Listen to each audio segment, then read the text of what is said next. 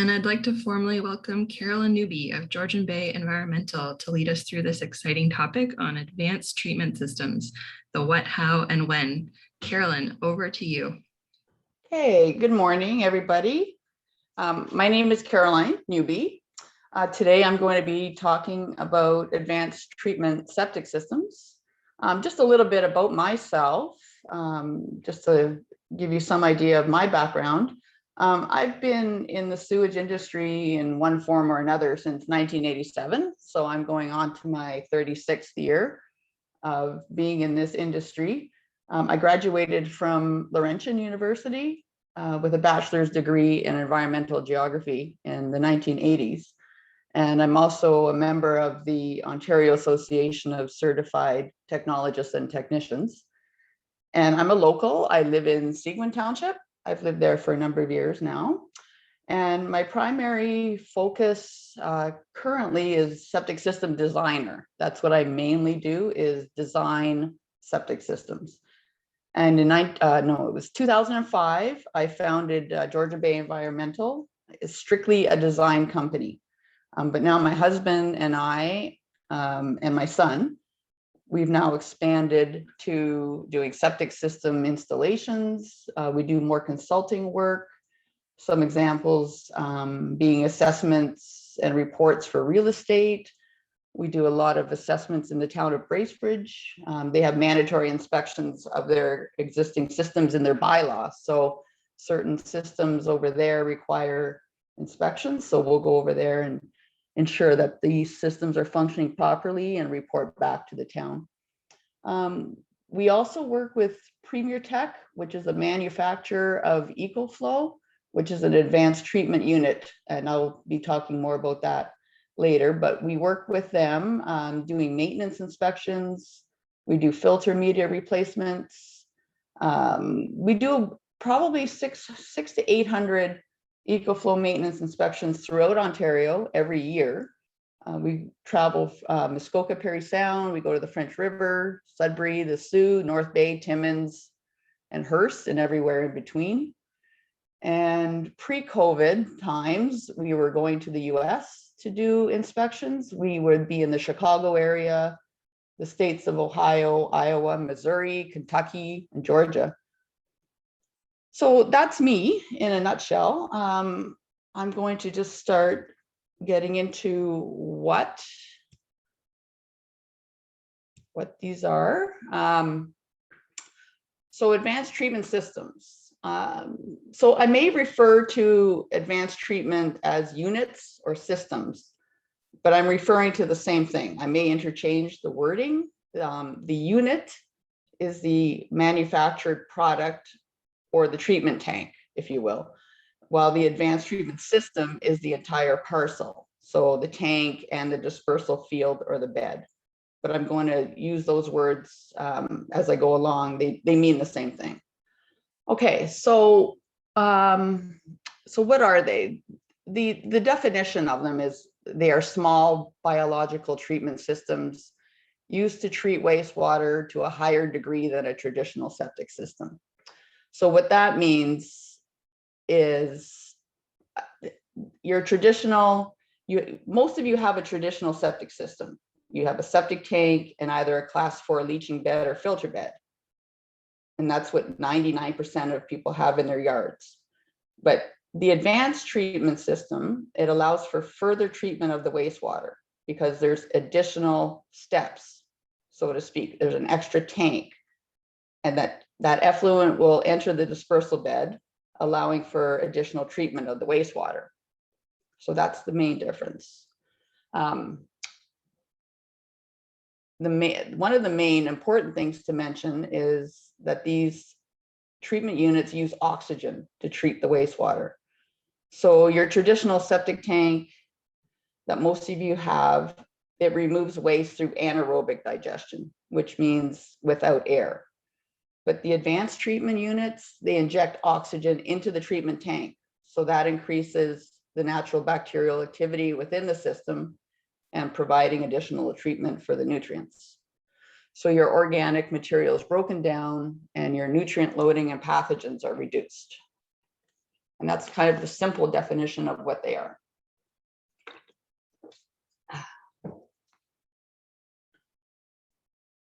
So what happened lately? These advanced treatment units have been approved in Ontario since the 1990s, but they're becoming more and more popular now. And we'll get into that later, why. But 2017 was a big change in our building code. So these treatment systems, they used to be regulated by what was called the SB5. It was a standard that all treatment units were governed by. But in 2017, on January 1st, we saw the removal of the SB5 standard out of the code. And what came, the new standard was the CAN B&Q. And that was a big change for us designers, regulators, everybody in the industry. So the manufacturers of these treatment units now had to undergo vigorous testing and pass certain requirements to be approved for use. So one of them being like a minimum 12-month bench testing at a B&Q facility. And they had to be tested in both hot and cold weather.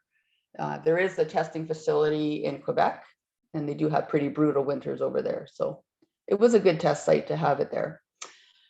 So actually it took quite a while to get these manufacturers to get their units approved. Some treatment units passed the testing right away.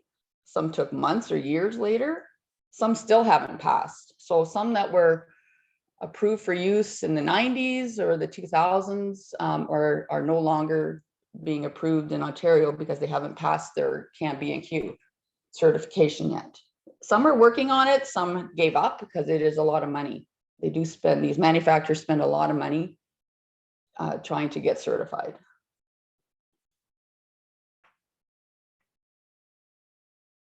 So these are some of the manufacturers that are approved under the CAN B&Q. This list may have changed since I've made the slides. Some are getting approved, you know, every few months, every year. You know, the list gets added to as we go along in time. So these are currently the CAN B&Q certified treatment units. I'm going to get into them later, show you some examples of some of these and what they look like. So these are these treatment units introduce oxygen, as I mentioned, anaerobic environment in different ways. They use different types of media. So the EcoFlow would be peat moss, that's their filter media, Waterloo biofilter, they use foam cubes, you know, ABS shavings in a Bionest, and I will show you some examples of that as well. So some other systems, they are considered advanced treatment, even though they fall under a different guideline. They don't have a B&Q approval, although Algin may have a B&Q approval, but they are also approved under what's called the BMEC, which is a Building Materials Evaluation Commission. So they apply under the BMEC approval, and they are approved as an advanced treatment system. They are still considered advanced treatment, and they still require maintenance every year, sampling, just a different approval. Okay, so how are these treatment systems different from your conventional system? I've talked a little bit about the anaerobic versus aerobic environment that the bacteria is in. So at the top here, this is your pre-treatment tank, your septic tank. And this is the conventional system that most of you have.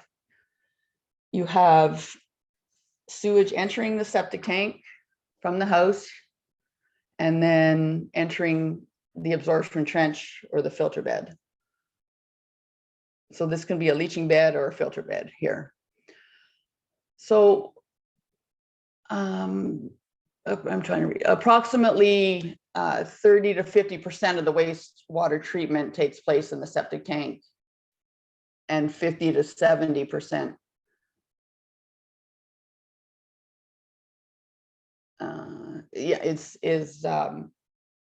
being treated in the soil in this bed here. So most of your treatment is happening in the septic tank and in the soil here.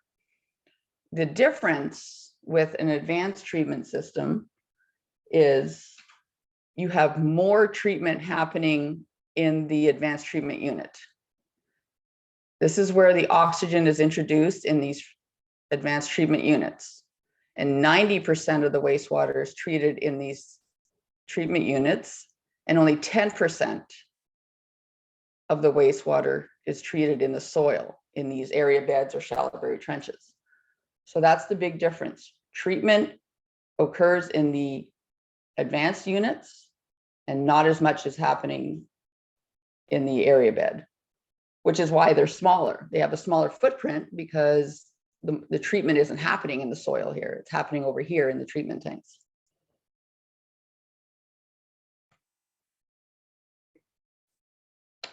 So an example of a treatment system and a shallow buried trench is one example of how you get better effluent quality. So you get okay, let's talk about the shallow buried trench. So it gets pumped. Sewage would get pumped from the treatment unit and pumped to a shallow buried trench here. This is under pressure. And the different components here are your soils underneath the shallow buried trench is not your filter bed material. It's just 3 feet of good coarse fill. And it just enters the soil from these shallow buried trenches into the soil of 3 feet of fill. And I'm going to show you what that actually looks like in a picture so you can get a better idea. Another type of dispersal bed is an area bed, this one here. So it can enter a septic tank. Everybody still has a septic tank with an advanced treatment system. It goes into a pre-treatment tank or an anaerobic digester if you have a Waterloo biofilter system, enters a treatment unit and can pump or gravity into an area bed. So this is a bed that's made up of different materials as well. Not the same as a filter bed, not the same as a shallow buried trench. Our building code lays out what this bed is consisting of. And for this one, this lower profile bed is only 2 feet of fill below the stone layer. So it doesn't sit as high in your yard. So sometimes you have a big mound in your yard that's 5 feet tall, which is your filter bed. This one is about half the height of a conventional bed. So that's one of the benefits, and I'll get into that after as well. Okay. So other differences. As I said before, these treatment units, they use oxygen. That is the main difference, and which in turn breaks down the suspended solids. And you get wastewater broken down more efficiently, and you get better effluent quality that way. You also get more choices for your absorption systems for your beds. So instead of just a leaching bed or a filter bed, you can have the shallow buried trench, you can have the stone A bed with pipe, you can have a stone A bed without pipe. You can also use a filter bed as well. So you can still use your traditional filter bed. You'll just have a smaller footprint.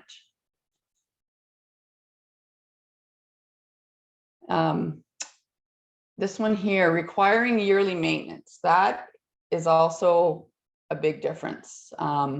Somebody from the manufacturer or a rep of the manufacturer, somebody like me, would conduct maintenance inspections. This is to ensure that the system's working properly and efficiently, and none of the moving parts are broken. So in an EcoFlow, for example, we rake the peat moss, we make it all fluffy.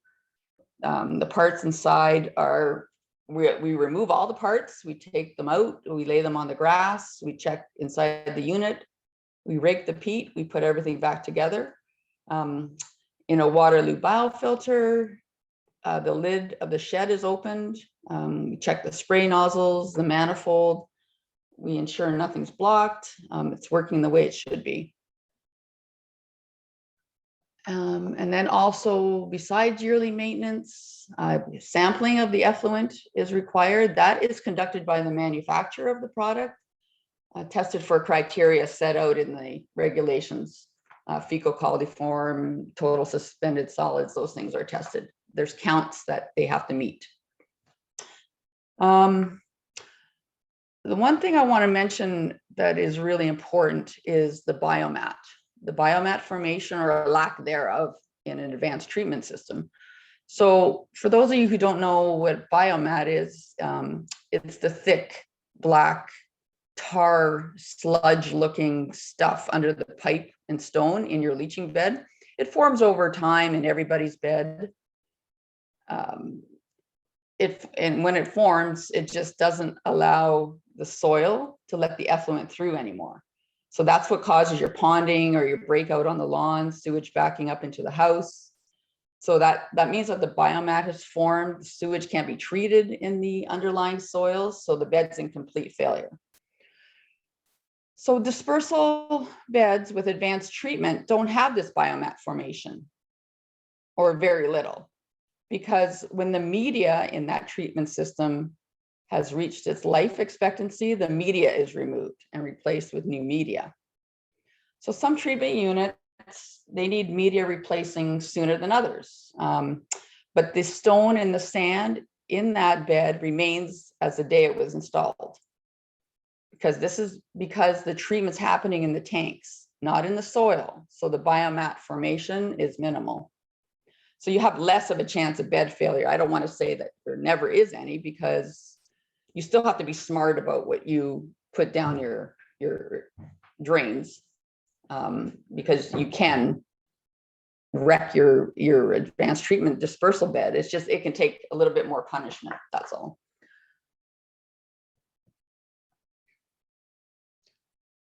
So the pros of these advanced treatment systems, they may take up less room in your yard.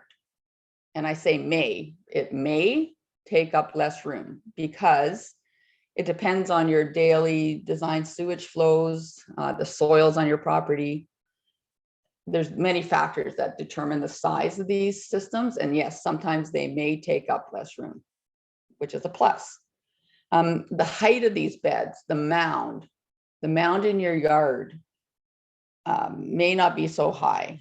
People say, well, why do I have such a high mound? Like, it's because you have a flat grade and you have clay soils. So we have to raise the beds above the water table just to protect the water sources. So some of these systems, like the area bed, is only about half. So you're only looking at 2.5 to 3 feet of a mound on your property. So no need for a brand new field bed in the future, because the media gets replaced when the time arises. So you're not replacing the entire leaching bed, just the media. So in the long run, the costs of the yearly maintenance and the media replacement balance out the cost of replacing an entire system. Plus, you have a better overall system, in my opinion, with advanced treatment. And the mandatory maintenance inspections just ensures that the system is functioning properly. I find that's always a good thing, to make sure that everything is working properly.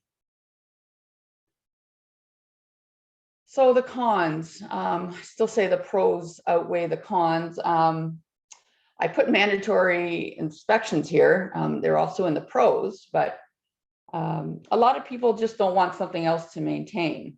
I get that. I go to a site and the homeowner will say, I don't want one of these fancy systems that you have to maintain every year. But, and sometimes the cost of the installation can be high. The pumps that it takes to run some of these can cost in electricity, but improvements have been made over the years. The systems are becoming more comparable cost-wise. They're more efficient when it comes to power consumption. And of course, there's more mechanical parts. that you have that have the potential to break down. Now, many companies have 10-year warranties on their parts. So that's why you have a maintenance inspection, because we would find something that's not working and replace it. It's covered under warranty. Some have different warranties, different years of parts and labor, depending on which treatment system you have. So when would you need an advanced treatment system, or when would you want one? So for me, when I attend a property, I'm looking at what the best options would be for you. So let's say you have a small vacant lot and you've sat on it for years and years, and now you want to develop it. New code, the new rules, new bylaws in all the townships, it may prevent you from getting a conventional system.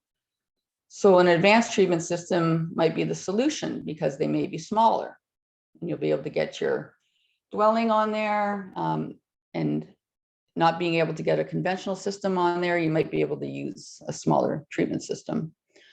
Or you have a cottage already that has an existing tile bed on it, and you need to replace it for whatever reason. It's not working anymore. It's old. It's 40 years old. You need to replace it. So there's options for you to install a smaller footprint system, advanced treatment system with a smaller bed, and then you'll be able to meet your code requirements. A big one that I'm finding with people are moving up more and more in the last 2 years. They're either tearing down their cottage, but a lot of them are adding to their cottage and making it a year-round residence. So maybe 6 years ago, you installed a new septic system, and so it's fairly new, and you want to put a big addition on the house. So rather than digging up the tile bed and enlarging it, because now it's too small, you have the option of installing a treatment unit between the tank and the bed. So for example, you can get a closed bottom EcoFlow treatment tank, put it between the septic tank and the septic bed, and this will allow you for a greater capacity in your new filter bed. So it remains as it was 6 years ago. You get the addition you want on your dwelling, and you don't touch your leaching bed. It doesn't get ripped up. Which I find I've been doing a lot of that retrofitting. People who have existing systems and they don't have to alter it, doesn't get ripped up. The landscaping remains as is. You've done a lot of gardening, landscaping, retaining walls around your system. That remains undisturbed. So just some examples of some treatment units. This is an example of an EcoFlow manufactured by Premier Tech.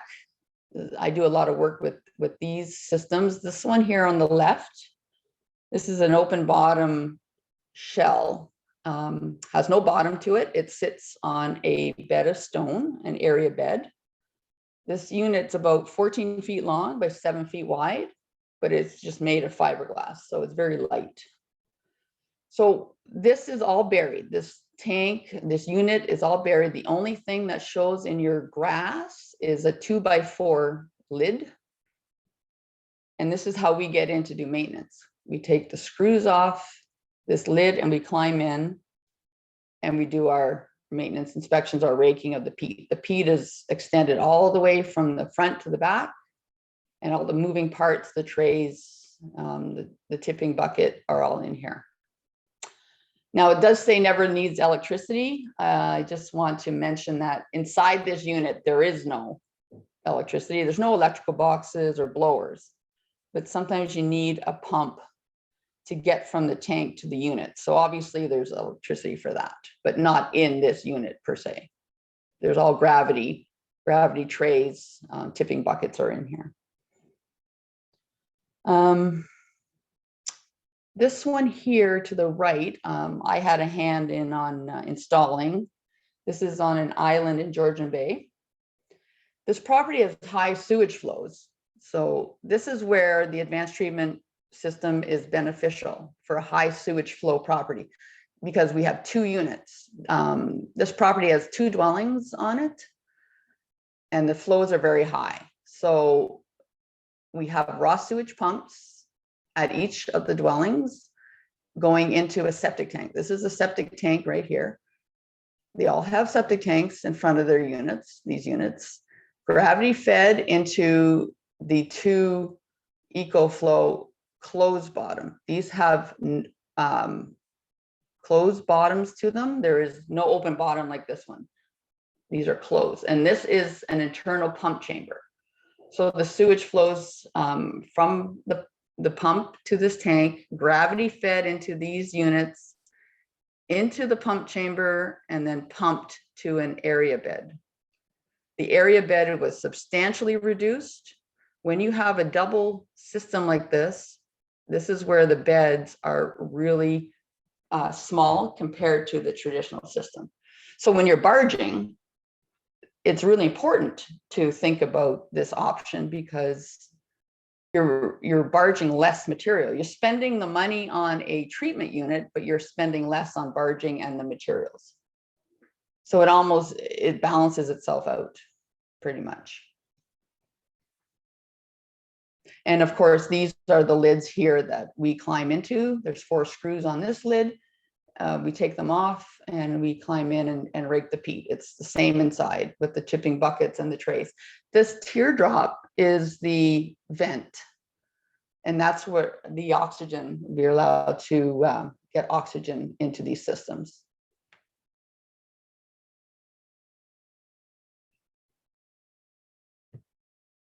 This is a Waterloo biofilter.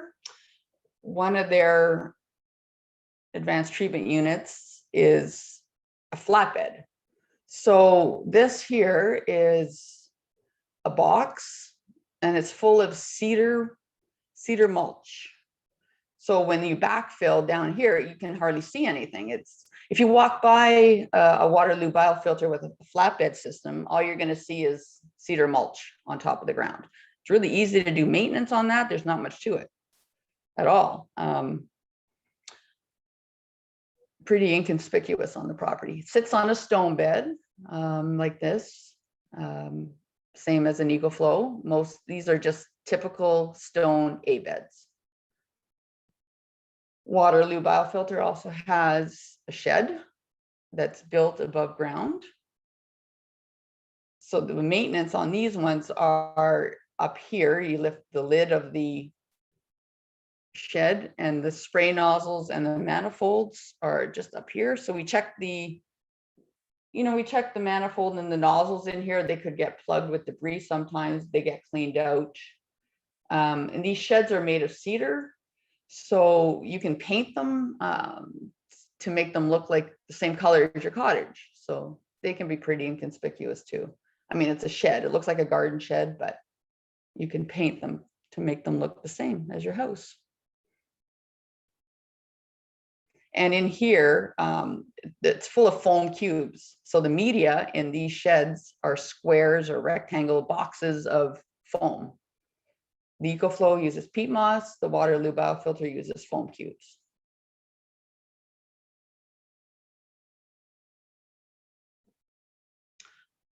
So this is an Algin. They have the BMEC approval. It's still an advanced treatment system. Still have yearly maintenance on them. They look like pillows. They're like 2 feet by 4 feet, pretty lightweight, very compact. And there's formulas in our code that determine how many of these pillows you would need to install in a line like this. You can space them apart. They can be together. There's pipe on top of them. And then they get covered with a geotextile fabric. There's the sand underneath is in our requirements too. And in the regulations, it tells us how much sand you need.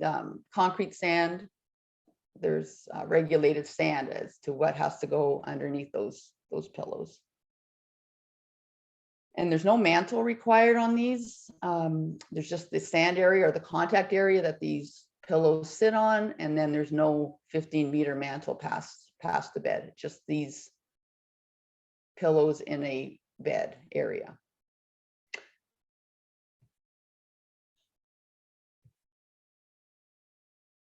This here is, okay.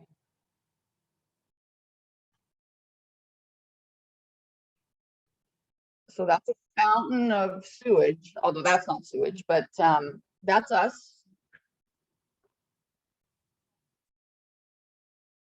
That is us installing a shallow berry trench. That's my son back there. We are getting ready for a spray test. We have to do the spray. We have to show the inspector that there's 2 to 5 feet of spray coming out of the orifices of these pipes. So in this application, we have the septic tank. The effluent is pumped from the house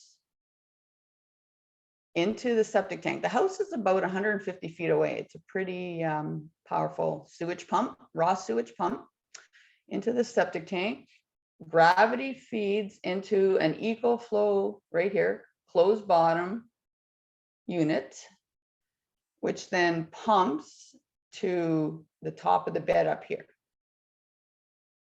Equal distribution of all effluent is happening in these pressurized pipe. This is the pressurized system. This system is under pressure. That's what it's called, a shallow berry trench. There's 3 rows of 10-meter long SCED 40 piping, and there's no mantle on this. This is all the bed. This is all it is. So under the piping is about 4 inches of stone. We have a little bit more than that. We probably have 5 or 6. And then there's 3 feet of sand fill under that. So after inspection, well, first off, I want to say that that isn't sewage. When we were doing our flow test, that was water that we put into the EcoFlow halfway and then bypassed the pump. And then we ran just clean water through these pipes just to do our test for the inspector. And then once it's inspected, we would put infiltrator chambers all along the length of these pipes, cover them with filter cloth and backfill. So the only thing you would see is grass. There's nothing here that you would see. The lids of these tanks here, here, and this lid are the only things exposed that you would see.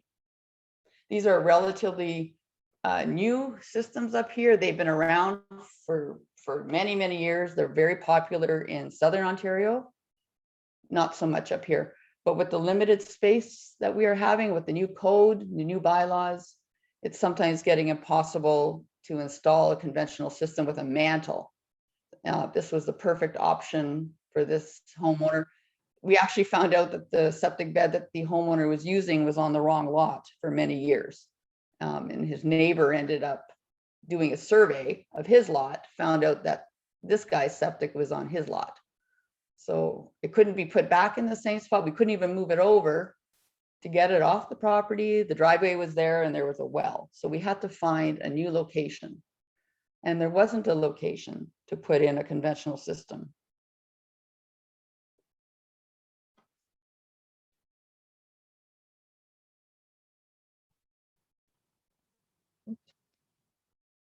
So this one is the Bionest. This is a 2-tank system. Bionest also has a 1-tank system, but what I'm showing you here is a 2-tank system. So this is your septic tank. Always have a septic tank. All systems still require this pre-treatment tank.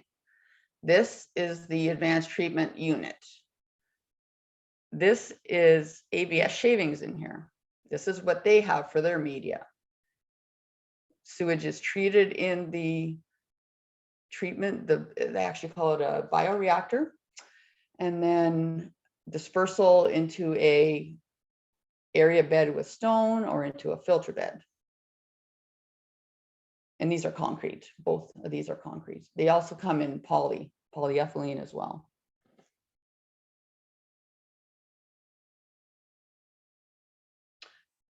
Just another type of advanced treatment It's called Infiltrator.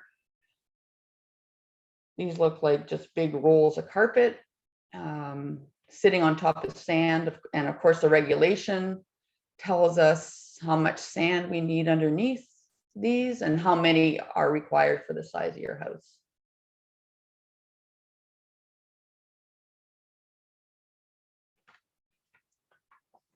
So a lot of questions I get are, which one do I get? Like what do I choose? So it's like going car shopping. You know, do you want to get a Ford, GMC, a Chevy? What kind of options do you want? Do you want to go big? Do you want to go plain? What do you want? So I look at your needs, how big the house is, how big the flows are, which one would fit the best. You know, people will go to cottage life shows, stop at a booth at Waterloo Biofilter, talk to them, and then they'll come back and call me and say, I was at the cottage life show, I want to get a Waterloo Biofilter. So then I design a Waterloo Biofilter for them. Other times, the homeowners, they have an installer that they've been friends with or have used in the past. They put their original septic bed in, so they'll go to him and say, I need a new system. Can you come to my site? And they'll have a preference of what they want to use. Just based on their experience, they'll have their own preference. And then the last thing that I do want to say is the cost. The costs have been very, very high at the beginning, but they become more competitive in the later years. New technology, you know, better energy consumption. They pretty much have been competing pretty well with the traditional septic. They are a little more, I will say that. They do cost maybe a third more. That's just a ballpark. If you're wondering, you know, how much more am I going to have to spend? Because septic systems are pretty expensive to begin with. They do add a little cost to them because you are adding a treatment unit to your property. It's like having a mini treatment plant on your property. But they are, like I said, they are becoming more competitive in pricing. And sometimes they work out to the same because you're bringing in a lot less material, but you're spending more on the unit. So really you can't estimate until, you know, we visited the site, we've assessed the soils, the dwelling specs have been provided, access to your site, all those things determine how much things are going to cost. So that's pretty much all I wanted to say. Anybody have any questions? Thank you, Carolyn. There is one question that's come in so far. What is the cost range for a conventional septic system versus the advanced system? So, okay, so the range of pricing for a conventional system, it all depends on your house size and, you know, your access to your site. But, you know, budget for a 3-bedroom, 2-bathroom house, you could be $20,000 for a conventional system. Now, with the price, especially this year, last year and this year, we saw a rise in material pricing. So you can probably add a third to that. So you can probably say, you know, if your conventional septic is going to be $20,000, you might be 25 to 30,000 with an advanced treatment. But you have to remember that you're in 30 years. It may not matter to you because you won't be around in 30 years, but your children will not need to replace that septic. They are only advanced treatment septic system. They are only going to be replacing the media.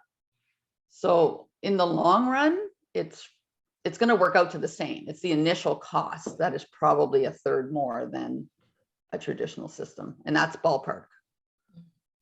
That's really helpful. Thank you. There's a comment coming in that this was really informative, and thanking you for your time. We've got a few questions trickling in. Just a reminder about the Q&A as well, if you do have questions, to pop them into there. So next up, you'd mentioned no need for a mantle with some of the systems. Is that true for all of the systems that were shown today? No, so no mantle is required on the Shallowberry Trench or the Algin, for example. But those other systems that have an area bed, like I can go back here. Let me go back. If I just go back to a slide that I had here with, okay, the area bed here.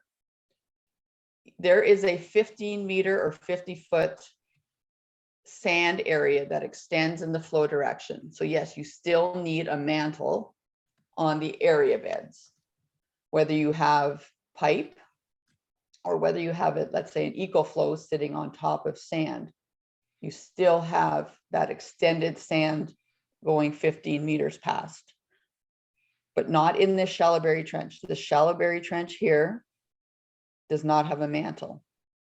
And this filter bed, your traditional filter bed and absorption trench bed, has a mantle. So you have a big bed, big mound, big mantle. That makes it easier to remember. Yeah. What is your recommendation for a property with little to no soil, such as the many islands on Georgian Bay? Right. So you still, under the code, our Ontario Building Code, you still need 10 inches of native material to install a septic. So you have to be able to find 10 inches of some kind of material somewhere on the property to install a septic. There could be patches of rock that you could tie into that, you know, the islands of Georgian Bay, I realize they have little to no soil, but if you can find 10 inches of native soil and then install an advanced treatment system like this area bed, you only need 2 feet to bedrock with this sand.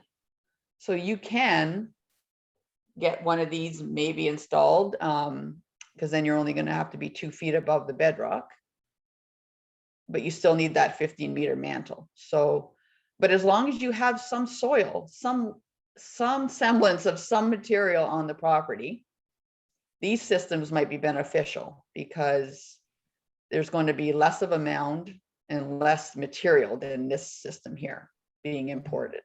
Because when you're on rock, you're going to be importing everything. You're going to import all your material for the bed and a big, large sand mantle past the bed. This one, your sand area still goes 15 meters past, but it's a smaller sand area required. So that would be beneficial on a rocky Georgian Bay property for sure. Great. What about a home or a cottage that's used intermittently in the winter? Is one of those types of systems better for that? Not necessarily. The code is still the same, whether you live there 1 day of the year or 365 days of the year. The sizing, all the requirements are the same. One doesn't work any better in the winter than others. I mean, you have maintenance on your pump lines, of course, but if you're pumping to a filter bed, you're probably going to pump to an area bed 90% of the time. So I wouldn't say that one type of system is better than another for seasonal use. No. Okay, we have 2 questions left. So just a call out to anyone else who's maybe holding on to a question, please put it in the Q&A. What is the typical annual maintenance cost for these systems, or perhaps you have examples of them? Yeah, each manufacturer sets their own pricing. So that's EcoFlow. I'm a little bit more familiar with because I do work with them, and Waterloo. They're about 100, maybe. See, I'm just trying to think. There's EcoFlow has 2 different kinds of maintenance programs. You can have the Media for Life, where you pay maybe $250 a year but then you get your media replaced. At the end of its life, you get that media replaced as part of the maintenance. So, you know, it's anywhere from $150 to $250 a year for maintenance. For somebody to come in and spend half an hour on your property and rake your peat and make sure everything's working, I don't think it's really that drastic of a cost. Mhm. Okay. Okay, a question now in reference to a property that's off grid, asking if you know how many kilowatts an electric pump uses per month, or how much electricity, I guess, those things take up. Yeah, sorry, I don't, because I don't deal with the electrical or the pumps, because that's more plumbing and electrical, and that's not really my area. I could probably look that up, or it would be on their website. It might be on their on each manufacturer will have a website, and on there it might show the consumption, but I'm not really sure. Yeah, there might be a few variables there too. Like I'm thinking that example you showed us where the system was so far from the house. I'm sure there's some factors like that that would also affect usage. Okay, another question asking if you could go to the slide that showed the pillows that you were referencing in the field area. I just call them pillows. They're, yeah. The question is that where the aerobic treatment takes place? Yes. So these here, yeah. I'm just trying to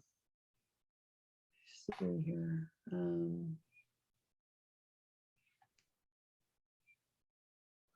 Smaller. Yes, because there's no tank. This is at the beginning when I said I was going to interchange advanced treatment systems and advanced treatment tanks. There is no treatment tank here. This is the system. So this is the septic tank here. Everybody that has any kind of system on their property has a septic tank. And then these pillows receive the effluent, and underneath is the concrete sand that the effluent is going into from under these pillows. These have holes in them. There's holes here, and the effluent trickles through the holes down into the concrete sand and gets treated in here. Okay. So there's no tank, like there's no extra tank here. I see. Perfect. A question about, under the Ontario Building Code, what is the minimum area where a minimum of 10 feet of soil coverage is needed in order to allow or install a class 4 system? Sorry, 10 inches. Oh, sorry, 10 inches. Yeah. Yep. Yeah. So where, sorry, what was the question? What is the minimum area where a minimum of 10 inches of soil coverage is needed? Oh, yeah. That's a discretion. So me as a designer, I will go in there and say half of this person's yard is full of rock and the other half, you know, there's patches of soil. I'll make a case. It's a case by case with each municipality, with each inspector, but you know, I would make the case that we can make a system work on this if we tie into this rock over here and that rock over there. You know, I work for the homeowner. I'm going to plead the case that we can make something work on this property. We could add the 10 inches of soil. We can add whatever we require to make the system work and have that homeowner get the system. Okay, and what is once again our last question? So just another call out for questions if there are any. Is there any kind of small, quote unquote, septic system for someone who wants to just build a bunkie on their lot, seasonal use only? Mm-hmm. Yes, so the building code says that the smallest, you can get a filter bed. The smallest filter bed is 10 square meters. So a 3.5 by 3, so 11 by 10 feet. Filter bed is your smallest allowable filter bed. And this is where I'm saying the advanced treatment beds may not be any smaller because you are still going to use the same footprint for an advanced treatment system dispersal bed on a small system like that. There's no advantage, except that your sand area past the bed is going to be smaller on the advanced treatment. So you're still going to have a 10 square meter bed with an advanced treatment, but your sand area for that 15 meters is going to be smaller. So it may or may not be any advantage to you at all. You still need a 3,600 liter or 800 gallon septic tank for a one bedroom bunkie. Okay. And a few more questions did come in. So does the GSF system require any electricity or maintenance? No, it actually, it can be gravity fed like this one here. This is all gravity fed. You can pump to them. If the bed was way over here, 100 feet away or whatever, you could put a pump chamber here and pump to these. And yes, it does need maintenance. I'm not exactly sure how they do maintenance on these because there's not really much to them. They're all below ground. One thing that every manufacturer will include in their maintenance is the cleaning of your filter. You have an effluent filter on the outlet end of your septic tank that does get cleaned out by whoever is doing the maintenance inspections.